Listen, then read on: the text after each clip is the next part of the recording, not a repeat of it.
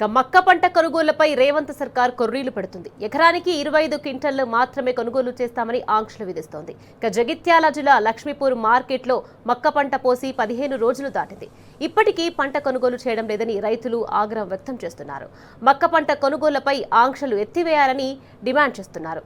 ఇదే అంశానికి సంబంధించి మరింత సమాచారం మా ప్రతినిధి సందీప్ రావు అందిస్తారు. జిల్లా వ్యాప్తంగా రైతన్న తీవ్ర ఆగ్రహంలో ఉన్నారు. మొక్కజొన్న రైతులు ఇప్పటికే కోరుట్ల నియోజకవర్గంలోని ఇబ్రహీంపట్నం, మెట్పల్లి అనేక ప్రాంతాలు కూడా మొక్కజొన్న రైతులు ధర్నా కూడా చేశారు. ఇంకా మనం జగిత్యాల రూరల్ మండలం లక్ష్మీపూర్ గ్రామంలో ఉన్నాం.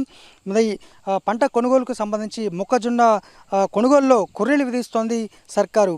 ఆన్లైన్ నమోదుతో పాటు ఖచ్చితంగా ఎవరి పేరు మీద ఉందో వారు తంబు వేయాలి, అలాగే 25 క్వింటాల లోపే కొనుగోలు చేస్తామనేటువంటి అంశాలు ఈ రైతులను బాధిస్తున్నాయి. దీంతో దళారులను ఆశ్రయిస్తున్నారు. ఒక్కసారి మనం చూడొచ్చు, పెద్ద సంఖ్యలో కూడా మొక్కజొన్న ఇప్పటికే ఇక్కడికి వచ్చి చేరింది కొనుగోలు సెంటర్కు. కానీ పూర్తిగా అంటే ఒక రైతు ఎకరంలో 25 క్వింటాల వరకు పండిస్తే దాదాపు 40 వరకు వచ్చే అవకాశం ఉంటుంది. కానీ 25 క్వింటాల లోపే 25 క్వింటాల వరకే కొంటామని చెప్పడంతో మిగతా పంటను దళారులకే అమ్ముకోవాల్సిన సిచ్యువేషన్. మరి వాళ్లకు ఇన్ని రోజుల పాటు వర్షానికి నాని, ఎండకు ఎండి, కోతుల బెడద, పక్షుల బెడద నుండి మొక్కజొన్న పంటను కాపాడుకుంటే వాళ్లకు కనీసము మిగతా పంటకు సంబంధించి దక్కట్లేదు. మరి చాలామంది రైతులు గ్రామంలో ఉన్నారు, ఒకసారి మాట్లాడదాం.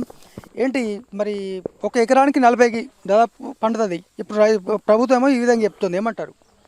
అయితే వాస్తవంగా ఏసంగి పంట అనేది ఎకరాన 35 నుంచి 40 క్వింటాలు వస్తుంది, తప్పనిసరి వస్తుంది. అది గవర్నమెంట్ ఉండి 25 క్వింటాలే కొంటాము మిగతాది కొనము అని అంటే అది ఎంతవరకు ఈ గవర్నమెంటు సమంజసం.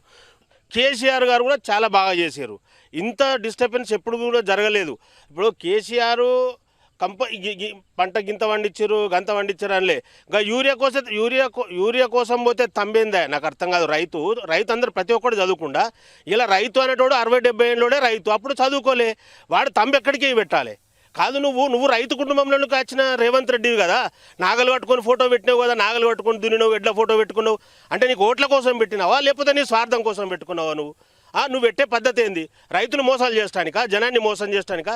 ఇలా ప్రతి ఒక్కడు రైతే. 10 గుంటలు ఉన్నోళ్ళు రైతే, ఎకరం ఉన్నోళ్ళు రైతే, 10 ఎకరాలు ఉన్నోళ్ళు కూడా రైతే. నీకు రైతు ఆవేదన తెలియదా? ఎందుకు ఎడ్ల ఫోటో పెట్టుకొని దిగినావు? నేను రైతు కుటుంబం నుంచి వచ్చిన, నేను చిన్న స్కూల్లో చదువుకున్నా, అప్పుడు నీకు తెలియదా రైతు సంగతి?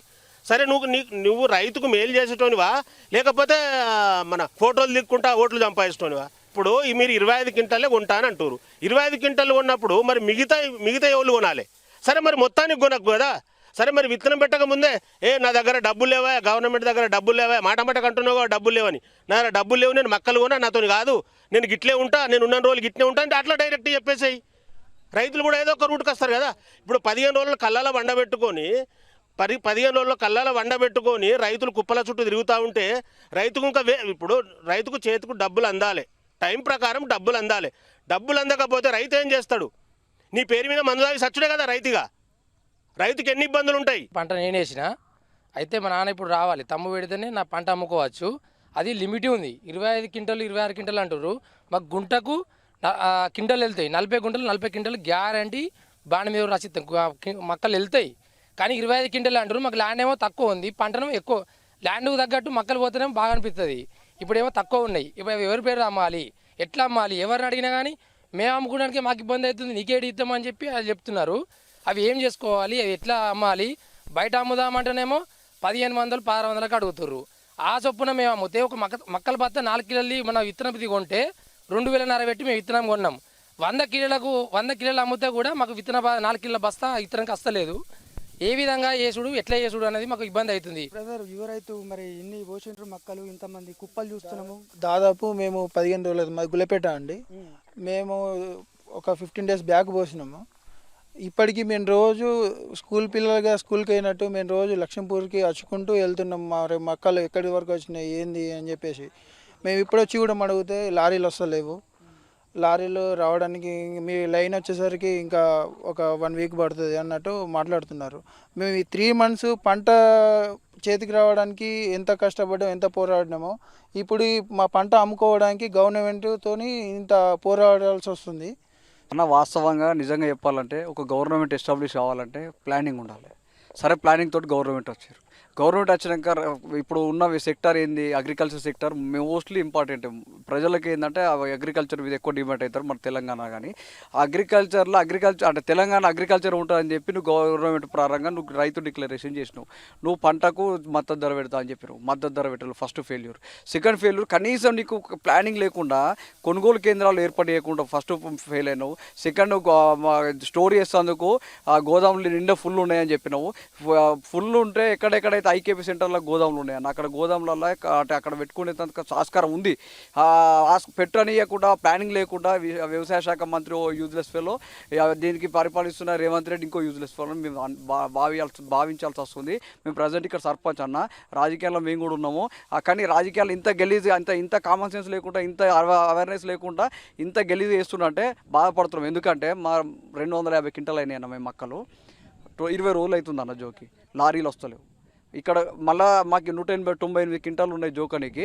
ఇంకా 60 క్వింటాలు 50 క్వింటాలు 52 క్వింటాలు ప్రైవేట్గా అమ్ముకునే పరిస్థితికి వచ్చింది. సరే అవి జోకలేరు, ఒక 200 క్వింటాలు జోకిరు, ఇక్కడ పెట్టిరు. 15 రోజులు అవుతుంది. ఇవి తీసుకుపోనికి లారీలు లేవు. లారీ ఎవరిని అడిగితే అన్న ఆడ గోదాములు దింపనిస్తలేరు, ఆడ దింపనిస్తేందుకు మీరు ఎవరితో మాట్లాడారంటే మేము ప్రభుత్వాలు ఎవరితో మాట్లాడాలి.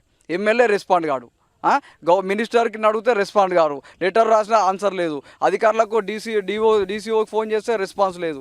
లారీ అసోసియేషన్లో ఫోన్ చేస్తే అన్న మేము ఏం చేయమంటాం అన్న, మేము ఇక్కడ లారీలు అన్ని ఎన్ని రోజులు పెట్టుకోమంటాం, 3 రోజుల నుంచి ఒక లారీ దిగుతలేదు, మీకు లారీ ఎట్లా తోలేయమంటాం అంటారు. వాళ్ళేమో వాళ్ళ పరిస్థితి అట్లుంది, మా పరిస్థితి ఇట్లుంది. పూర్తి స్థాయిలో అన్న గవర్నమెంట్ వైఫల్యమే, గవర్నమెంట్ సాధకంతనమే. మీకు సాధ కాకపోతే శ్రీలంక ప్రధానమంత్రిగా దిక్కపోయినా నువ్వు కూడా దిక్కపో కదా.